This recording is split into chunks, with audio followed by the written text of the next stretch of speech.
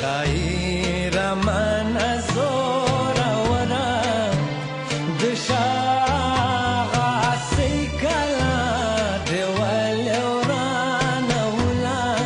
عشق قاسی د عثماني ترکانو، ایرانی قاجاریانو او صفویانو او د احمدشاه بابا په دربارونو کې خورا مهم منصب او غوره دنده وه.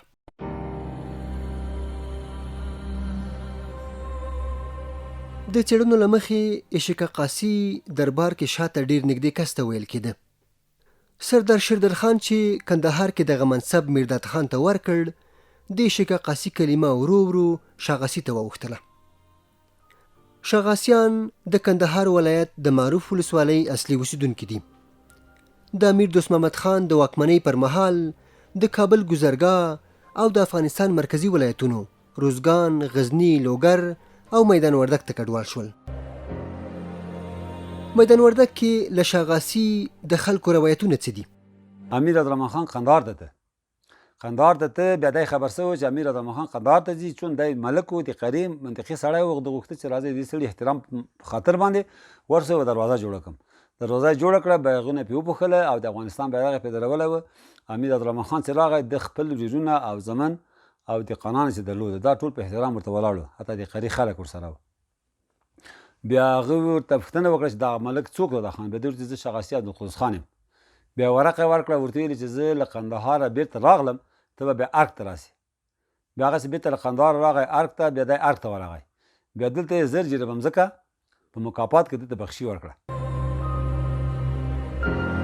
خو کلونه وروسته شاغاسي له ځایي کوچانو سره په یوه ډراماتیکه معامله واوښت.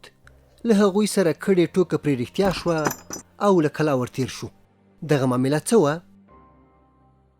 موږ هم دغسې اورېدلي چې دغه یو تعداد خلک چې کوچان و سابق، چې هغه په قام خدرخیل و، هغو ورسره دا خبره کړې وه چې موږ ته دغه ځمکه راکړه. ده ورته ویلې چې زه ځمکه نه خرڅوم. هغه ورته چې موږ به ډېرې پیسې درته راوړم. نو ده ورته ویلې چې ما ته 7 یا 8 وښه اشرفۍ رابار کړ رایې وړه. ده ویلې چې 7 یا 8 وښه به چېرته دوی پوره کاندي، ځکه خو هسې نه خرڅوله، بس هغو ورته راوړه. هغو چې دا پیسې ورته راوړې، به ده په خپله خبره کې صادق و، هغه مځکه یې ورته ورکړه او پیسې یې ترېنه واخیستې.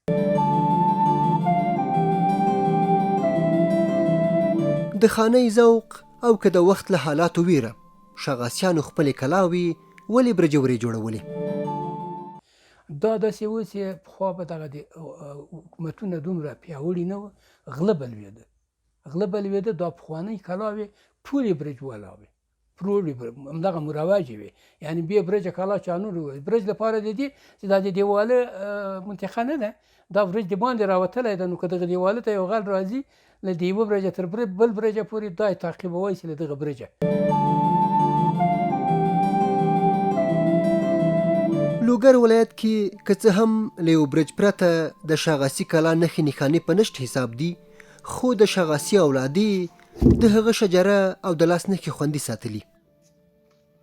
د دغه ځای په اړه باندې د خلکو له گفتې نه چې موږ اورېدلي، دغه ځایونه وینې، دغه غوچې دلته به یې ارغستلي ویستله، مالګه به یې ټکوله.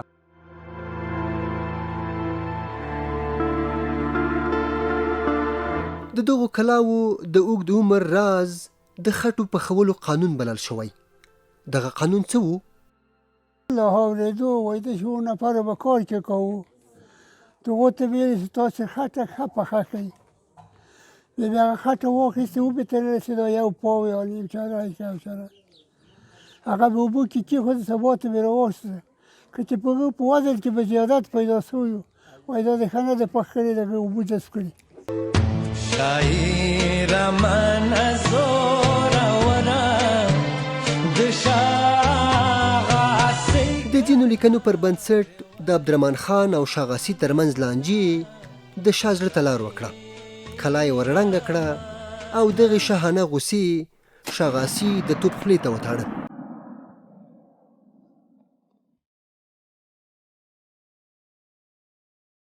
اسطورې تاریخ نه دی ځکه خوږې دي، خو لیدونکي دې پرې تاریخي قضاوت نه کوي.